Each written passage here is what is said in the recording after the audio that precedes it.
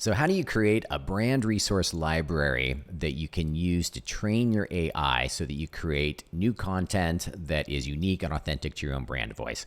Because as you know, you can't just go out to the web and say, hey, find everything that we've ever published on ourselves and use that when creating these new materials. It won't do it for you. It'll probably lie to you and tell you that it can, especially if it's ChatGPT, but it cannot do that for you. And so what it needs to look like is something like this. We have this brand resource library. This is for a higher ed client. And higher ed institutions, man, if you're not doing this and you are on a marketing team for a higher ed institution, you need to watch closely because this is gold. All of the YouTube transcripts we've downloaded and put here. All of the blog posts that we've written over the years for this client are in here in a giant text file. All of the interviews that our writers ever did with their students, their alumni, their faculty and staff, all of that is combined into a text file here. The catalogs for all of the various campuses are in here. All of the podcast transcripts in one giant text file here. Some of these are placeholders, but they are coming soon. All of their LinkedIn posts, all Facebook posts, all Instagram posts. You see where I'm going with this? Massive and massive amounts of data, even their course materials and lecture notes, right? Faculty bios, financial aid information. All of this stuff helps to train the AI on information that's authentic to this institution in their brand voice, and we'll do a better job of it than we've ever been able to do before because AI can look through all these vast quantities of data and help us find patterns that we're not able to see, things about ourselves that are our strengths and some things about ourselves that are probably our weaknesses.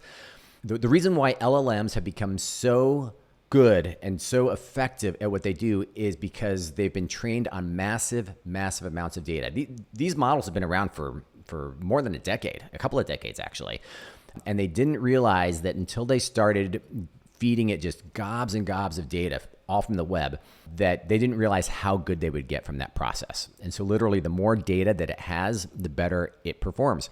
And so when talking about your brand, it's exactly the same thing. That's why if you're an academic institution or any brand, look at all the materials that you have in your company, get them into ChatGPT, into a project file, get them into Claude, into a project file where it can actually read them. Can it just go out to the web and do this on your behalf? The answer is no. So don't take it from me, take it from Claude here. We haven't set this up yet on Claude for this client, but it's coming. I said, hey, Claude, explain to the audience why having all of this source material in this project will help you craft better new content. And it gave this too long, don't read version of it. But basically, you see here, while I was trained on a vast amount of web content, I can't actually browse the internet or access your specific organization's materials unless you directly provide them to me.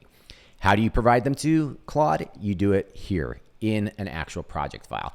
There's an option here where you can connect your Google Drive, but don't be misled by that because it doesn't really work. There's API restrictions. It can't actually access all the materials on the Google Drive. You literally have to do exactly what I was showing over here in ChatGPT and export all of your blog posts, all of your podcast transcripts, all of your YouTube transcripts. All these materials need to be in a format that can be read in the specific project. Maybe at some point it'll be able to access these materials in a more seamless way. But today, the way the tech exists now, it's not there. And so you need to literally upload these things into a brand resource library that your institution can access and use to create new content. I said, hey, can you give me a Quippy scaled down version that I can directly read to the audience on why this is important? Here's the Quippy version that Claude came up with.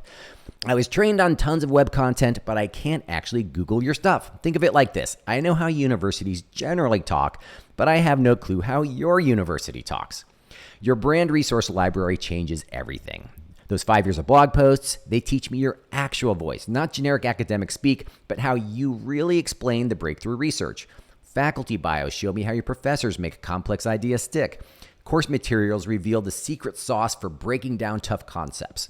The magic happens when I have hundreds of your real documents. There's really thousands or even tens of thousands. And at some point, I'll show you how to do that. You basically have to combine stuff into giant text files to be able to do this right. I start spotting patterns you didn't even know existed. Maybe your biology team always uses food metaphors, or your history department has this genius way of connecting the past to the present.